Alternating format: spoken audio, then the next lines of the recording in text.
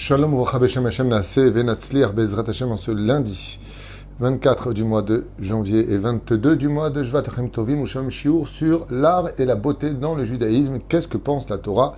Shiur qui nous a été demandé par Hana Selam, Ayekara Bezrat Hashem. Donc elle demande, thème, la place de l'art et de l'esthétique dans la Torah pour un bon zivouk très vite pour Hana Raquel Simcha. Bezrat Hashem, une grande réussite spirituelle et matérielle, une bonne santé sur tous ses chemins et tout ce qu'elle désire. On commence tout de suite ce petit chiour très important, petit en temps mais très grand en valeur du judaïsme, puisque effectivement la Torah a une grande, on va dire, intention dans le domaine de tout ce qui est artistique et tout ce qui est beauté contre toute attente. Alors c'est vrai que le roi Salomon a écrit dans Michelet Sheker Achen ve'evel ayufi ishair atashem hititalal, c'est-à-dire que Sheker Achen, mensonge et la grâce, vanité et la beauté, seule la femme qui craint Dieu est digne de louange. Alors le point commun que nous avons dans cette relation, c'est que la beauté et la grâce sont vaines et vanité si la femme n'a pas de Hirat Shamaim. Mais par contre, la Torah nous dit elle-même que quand la femme a de la Hirat Shamaim, alors Yefat Toar Vifat Mar'e. La Torah n'oublie jamais de nous rappeler que cette personne était belle d'apparence. Ce fut le cas de Ève, ce fut le cas de Sarah, Rivka, Rachel, Léa, Baruch Hashem. La Torah a toujours rappelé la beauté d'Abigaïl, la beauté de Esther Amalka, la beauté de Chava, de Rachav, la beauté de toutes les femmes qu'on pouvait trouver dans le Tanakh. La Torah disait, et elle était très belle d'apparence, de très beau physique. Alors il est évident que oui, il y a un rapport entre la spiritualité et la beauté. Et de l'autre côté, on nous dit, oui, mais tout est vanité des vanités. Est-ce que c'est vraiment important les choses qui sont belles? La Gemara nous apprendra que celui qui n'a pas vu la construction du deuxième temple créé par Ordos, eh bien, n'a jamais vu un bâtiment beau de toute sa vie. Donc effectivement, la beauté, on en parle dans la Torah, et le côté artistique, on en parle des Tzalel, qui vont fabriquer les kelim du Bet Amikdash. Jusqu'à aujourd'hui, dans tous les sens du terme, on s'est posé la question comment on pouvait fabriquer le pain. Le pain de préposition Bet Amikdash était pratiqué par des artisans. Les kétorets, le secret de la fabrication des kétorets était fabriqué par des artisans qui connaissaient le secret de fabrication.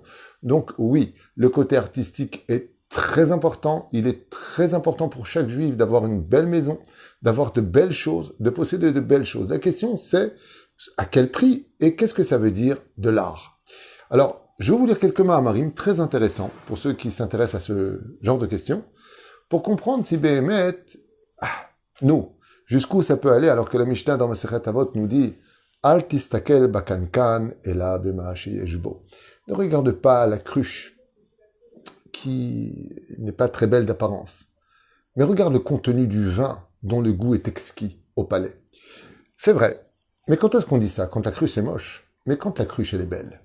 Si on peut avoir l'opportunité d'avoir une bête à Knesset extrêmement belle, tu vas chez une personne dont tout est beau, l'Amalo, le Rabbi Shimon Bar Yochai, nous apprend que celui qui a de beaux kélim, une belle maison, une belle épouse, qui se tient bien, eh bien, ça va enjoliver son étude de la Torah. Une personne qui possède de belles choses, bien quelque part se sent à l'aise. S'il y a un monde qui est rempli d'une beauté sans pareille, et dont l'artiste est irremplaçable, c'est le Gan Eden. Et qu'est-ce qu'il y a de particulier le Gan Eden? C'est extrêmement beau, extrêmement bon, extrêmement génial. Les arbres, les couleurs, les témoignages de morts cliniques qui témoignent des couleurs qu'on ne connaît pas sur Terre. La magnificence des créatures que Dieu, des anges, a créées, de ce que nous savons et de ce que nous ne savons pas. Chers amis, quand on observe la nature, les animaux, vous avez déjà vu les yeux d'une girafe? Vous avez déjà vu la beauté et les couleurs extrêmement diversifiées du monde aquatique? Les coraux. La beauté de la nature est sans pareil. La nature est belle. Le soleil est unique dans son apparence, dans sa façon d'exister. La lune, avec son côté croissant et décroissant. Les montagnes, les paysages. Si on pose la question quelle est la place de la Torah entre l'art et la beauté, eh bien, regardons ce que Dieu a fait, le plus grand des artistes. Il a créé un univers parfait, des planètes parfaites.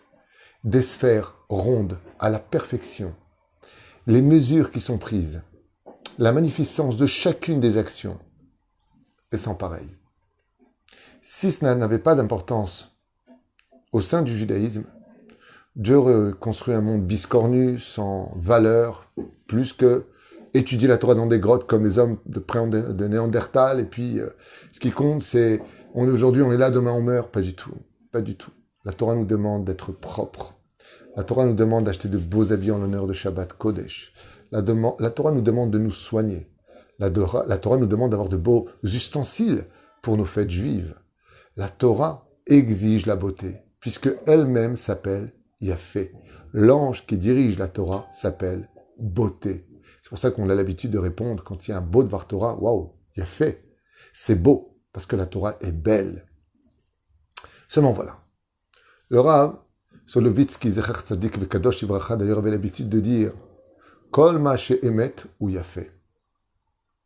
Alors, qu'est-ce qu'on appelle la vraie beauté et pourquoi on dit Shekerachen ve'evel ayofi? C'est si un peu important la beauté. C'est parce qu'en réalité, il y a des beautés et il y a des beautés. Qu'est-ce que voulait dire le Rav? Vous avez remarqué que les lettres du mot sheker ne tiennent que sur un pied. Le shin n'a qu'un pied, le kouf n'a qu'un pied, le resh n'a qu'un pied, comme l'enseigne la Gemara dans Masechet Shabbat. Par contre, le emet, c'est aleph, ça a 2 pieds. Mem, ça a 2 pieds. Taf, ça a 2 pieds. Ce qui fait que ce qui tient dans le monde, c'est celui qui tient sur 2 pieds réellement. Alors, lui, il est source de vérité et de beauté. Mais une beauté ou quelque chose d'artistique qui ne tient que sur un pied, qui au fur et à mesure du temps se fatiguera et tombera, ça n'a pas de beauté. Voilà ce que veut nous enseigner la Torah. Bien sûr que la Torah donne de l'importance à tout ce qui est artistique dans ce monde. Bien sûr que la Torah donne de l'importance à tout ce qui est beau dans ce monde. À la condition où elle renferme en elle de la vérité. Et de quelle vérité on parle? De la spiritualité. Car la spiritualité est éternelle. Les molécules qui forment la matière périssent avec le temps. Mais quand la spiritualité pénètre la matérialité, alors c'est indestructible. Et c'est pour cela que nous, par exemple, en tant qu'humains, eh bien, nous reviendrons à Triat Amitim. Comme nous le disent les Chachamim, Ezrat Hashem Itbarach, quand reviendra le moment de la résurrection des morts, on sera tous très très beaux. Celui qui manquait un bras quand il est mort, qui a explosé, celui qui manquait un œil, celui qui manquait... Il va tout retrouver. Pourquoi? Parce qu'on ne peut être que beau devant Hachem. On doit venir sous les meilleures conditions du monde, comme une femme qui se préparera en l'honneur de son mikvé pour son mari, du Shabbat Kodesh, de Yom Tov et Chenal Ze'aderech. Sur tous les chemins, il est important d'être beau.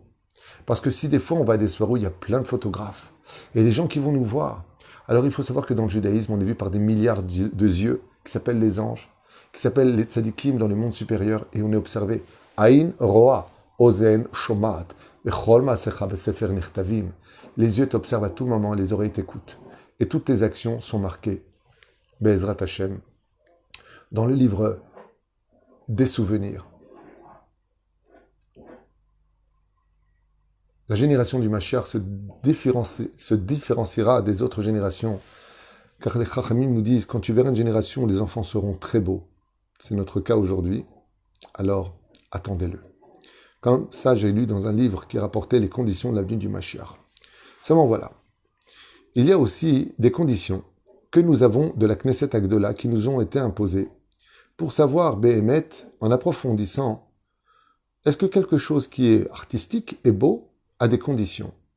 Et vous en avez exactement 15, que vous dites les hommes tous les matins. Après le Kiryat Shema de Shacharit, avant d'arriver au mot beauté, voici ce que nous lisons. Emet, comme l'a dit le Rav Baruch Hashem Solovitsky, seul là où il y a de la vérité, il y a de la beauté.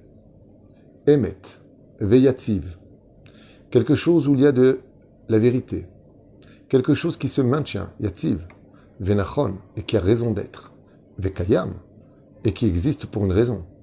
C'est-à-dire, Venachon, c'est-à-dire, c'est sa place, ça a lieu d'être. Vekayam, et qui a son existence pour elle-même. Veyachar, et qui ne vient pas du Gezel, qui vient de la droiture. Vene Eman, et qui reste fidèle à son première intention. Ve'aouv, et qui est aimé de tous. Ve'chaviv, et qui est apprécié. Ve'nechmad, et qui est Nechmad, bon, gentil, Hamoud, je ne sais pas comment on dit, Venaïm, et qui a du goût, oh, Venora, et qui renferme quelque chose qui maintient le respect, quelque chose de terrible, Veadir, et qui est puissant, Umitukan, et qui est parfait, Umekubal, et qui est accepté de tous, Vetov, et qui est bon pour l'humanité, Veyafé. Alors ça c'est bon, ça c'est beau. Mais ça veut dire quoi? Ça veut dire que comme on peut le constater dans certains endroits, on présente des arts, avec une espèce de clou qui tient une planche, qui tient un truc bizarre. Et on dit, ça c'est un chef-d'œuvre. Il n'y a rien de vrai, il n'y a rien d'intelligent, il n'y a rien de spirituel, il n'y a rien. Je serai toujours, dès que je pense à cela, ramené à penser à une toile qui s'est vendue $1 million. $1 million à l'époque où le dollar valait beaucoup d'argent en Israël. Alors, vous n'allez pas me croire, C'est une toile blanche carrée, et l'artiste a fait un rond noir à l'intérieur, c'est tout. Ce qui m'a le plus choqué quand j'ai vu cette vidéo, c'est pas que ça a été vendu à la limite $1 million. Ce qui m'a le plus choqué, ce sont les gens qui sont restés assis pendant 1 heure à regarder cette toile. Dans le judaïsme, il faut avoir un grain dans la tête pour être assis face à une toile blanche avec un point noir au milieu. Dans le judaïsme. Dans le côté artistique des goïms, tu comprends rien, le rabbin va t'occuper de ta Gemara, va t'occuper de tes livres. Dans la Torah, il faut être quelqu'un qui n'a rien à faire de sa vie. Parce qu'il n'y a aucune de ces conditions, il n'y a ni du émet, ni rien du tout. Et quelqu'un disait d'ailleurs, la profondeur de ce point noir emmène l'imagination de l'homme dans l'infini. Quel chef-d'œuvre. Waouh! $1 million. Je sais pas. Dans la Torah, en tout cas, quand on parle des ustensiles qui sont artistiques, ils servent à faire la réparation des fautes du peuple d'Israël. Ils servent à faire les korbanot, korban toda, korban khatat. Quand on parle de tout ce que Dieu nous a donné dans les mains, chaque objet artistique que Dieu nous a remis a servi à quelque chose. Ce qui fait que le côté artistique dans le judaïsme n'est pas pour être figé à ne rien faire. Il y a marqué Veyatziv, Venachon, Vekayam, Veyachar, Veneman. Il y a des conditions. Nous avons retenu 15 conditions avant de dire que cette chose est belle. Mais quelque chose qui reste figé, stam? Non, dans la Torah, ça n'a pas de valeur. Si par exemple, je mets chez moi un cadre magnifique avec un paysage, et que ce paysage arrive par exemple à m'emporter vers du calme, vers une sérénité, alors il a raison d'exister. À la condition où il n'y a pas de vulgarité, d'inceste, de mauvaise forme, des choses qui pourraient m'emmener à oublier mon créateur, ou pire encore, me faire imaginer comme certains très très grands chefs-d'œuvre de femmes dénudées, postées comme ça, waouh, qu'est-ce qu'elle est belle, Aval Slicha. C'est contre la spiritualité de la Torah. Tu n'as pas regardé les formes d'une femme, tu n'as pas à t'investir d'images pour lesquelles les nations du monde, eux, comme le faisait Pharaon, comme l'enseigne le Chachamim dans sa chambre, il faisait graver des photos des plus belles femmes de son royaume. Il avait même mis là-bas le visage de Sarah Menou pour faire des bêtises. En l'observant, vous avez compris de quoi je parle. Et la reine, ce n'est pas de l'art, c'est de la débauche, c'est de la bêtise humaine à l'état pur. Et la reine, la Kedusha dans son ensemble renferme et exprime toujours la beauté et un côté artistique. Et ça, c'est la conclusion de ce shiur. La Kedusha elle-même est le symbole de la beauté et du côté artistique. Rabbi Ishmael, ça c'est ce qu'on avait vu ensemble, Rabbi Ishmael, Rabbi Yochanan, ah oui, d'accord, je sais pourquoi j'ai marqué ça. Parce qu'on voit dans la Gemara que Rabbi Ishmael et Rabbi Yochanan étaient extrêmement beaux, et la Torah nous parle d'eux, et dit qu'est-ce qu'ils étaient beaux, et qu'est-ce qu'ils ont fait de leur beauté, ils se mettaient à l'entrée du mikvé pour que toutes les femmes, avant de retrouver leur mari, voient leur visage, eux avaient les yeux fermés, ils ne voyaient pas qui les regardait, pour que toute cette année-là, que des enfants très beaux ne viennent au monde. Vous leur provoquez ainsi la grandeur du peuple d'Israël. Et comme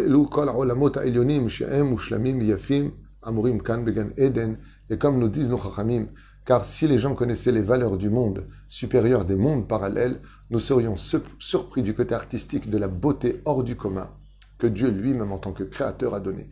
Mais il faut savoir une chose, c'est que malgré tout, chez les grands artistes, les vrais artistes, on apprend de la Torah que Dieu donne de sa chokhma, pour faire des choses qui soient vraiment belles. Il y a des ponts qui sont créés, qui sont vraiment très beaux.